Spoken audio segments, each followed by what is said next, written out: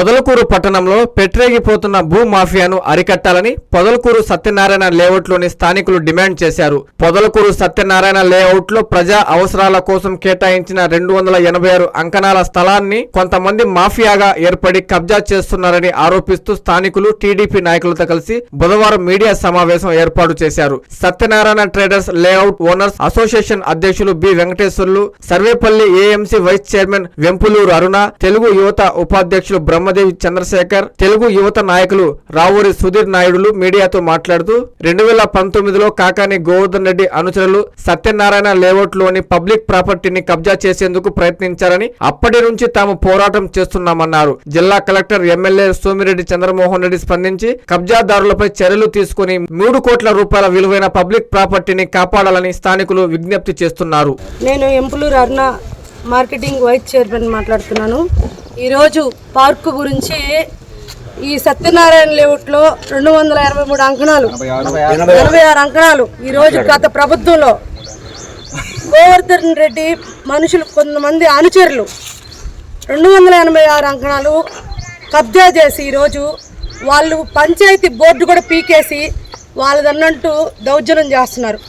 ఈరోజు పిల్లలకి ఆడుకోవడానికి ప్రతి ఒక్కరికి కొంచెం రిలాక్స్, ఇంతమంది భూమి కనీసం ఎవరికి తెలియకుండా కబ్జా చేయాలనుకున్న వాళ్ళందరికీ కఠినంగా శిక్షలు పడాలి.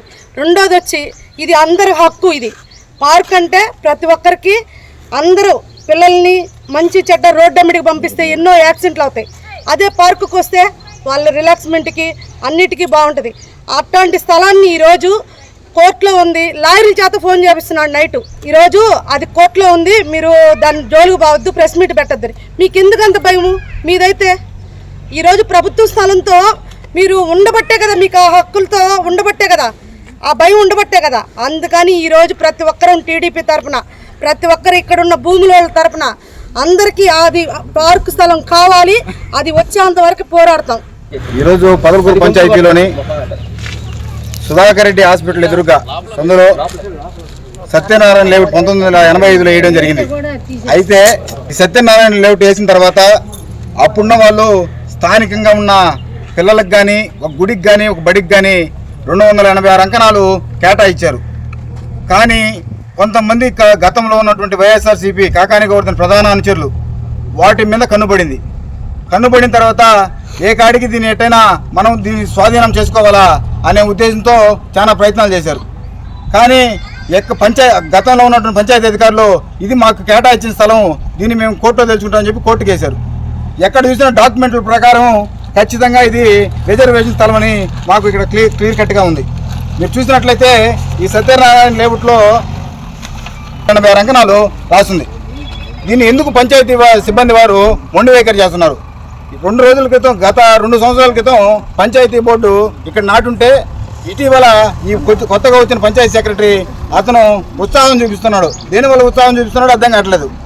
ఇక్కడ 2 రోజుల క్రితం బోర్డు బీకేసి, ఏం సార్ ఈ విధంగా కోర్టులో ఉందంటున్నారు, బోర్డు బీకేసారు ఎందుకంటే మీకు చేతనైంది చేసుకోండి, ఏ కాడికి ఇది మేము పెట్టనంటే పెట్టమని చెప్పి పంచాయతీ సెక్రటరీ గారు చెప్పారు.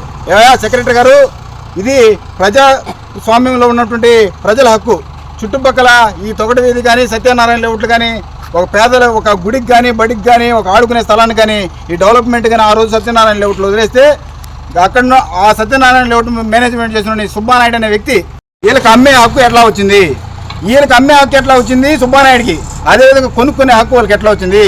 ఏమయ్యా, ఇది మంచి పద్ధతేనా? మీకు ఏదైనా వీలైతే మంచి పనులు చేయాలి కానీ ఇటువంటి దౌర్జన్యాలు, అక్రమాలు చేయకూడదు. పిల్లలు ఆడుకునేదానికి స్థలాలు వదిలిపెడితే మీరు ఈ విధంగా కన్నెర్ర చేస్తే ఈ విధంగా మేము చూస్తూ ఊరుకో.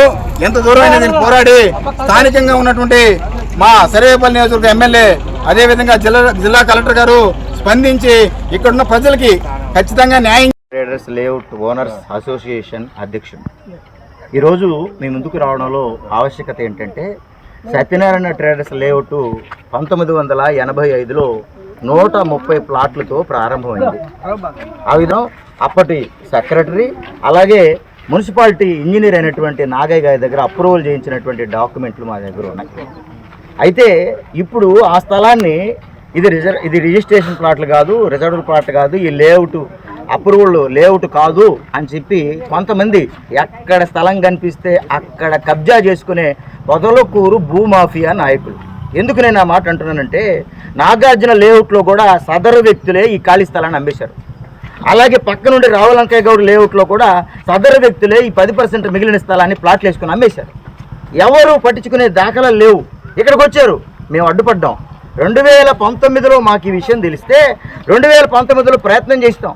అప్పుడున్నటువంటి వైసీపీ తెలుగుదేశం గవర్నమెంట్ చేయడానికి ఒప్పుకోవాలి. 2019 తర్వాత వైసీపీ గవర్నమెంట్ వచ్చింది. మా గవర్నమెంట్ వచ్చింది, మాకు ఇంకా సులభం అనుకొని వైసీపీ ప్రభుత్వంలో ప్రయత్నం చేశారు. నిన్నటి వరకు అది కుదరలా. ఆ సోకాల్డ్ వైసీపీ ముఖ్యనుచురుడిగా ఉన్నటువంటి ఆ వ్యక్తి, లేకపోతే ఆ సుబ్బానాయుడు తెలుగుదేశం నుంచి వైసీపీలోకి వచ్చాడు. వైసీపీలో అమ్మడానికి మేము అడ్డం వేయడంతో వైసీపీలో ఉన్నటువంటి ఈ భూమాఫియా నాయకులకు ఈ స్థలాన్ని తాకట్టు పెట్టాడు. అయినా కానీ మేము దీన్ని అడ్డుకోవడం కోసమే 2020 సంవత్సరంలో జూలై నెల 10వ తేదీన ఈ లేఅవుట్ ఓనర్స్ అసోసియేషన్ అని please subscribe to N3 TV.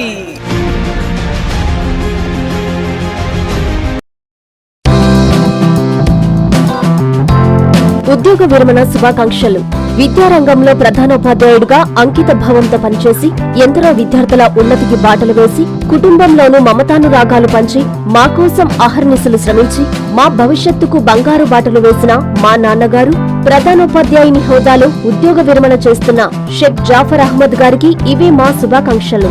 మీ సతీమణి షేక్ ముజీబ్, కుమారుడు షేక్ కాజా నవాజ్, కుమార్తె అల్లుడు షేక్ సమ్రీన్, షేక్ గౌస్ పాషా, మనుమలు షేక్ అర్హాన్, షేక్ అర్మాన్.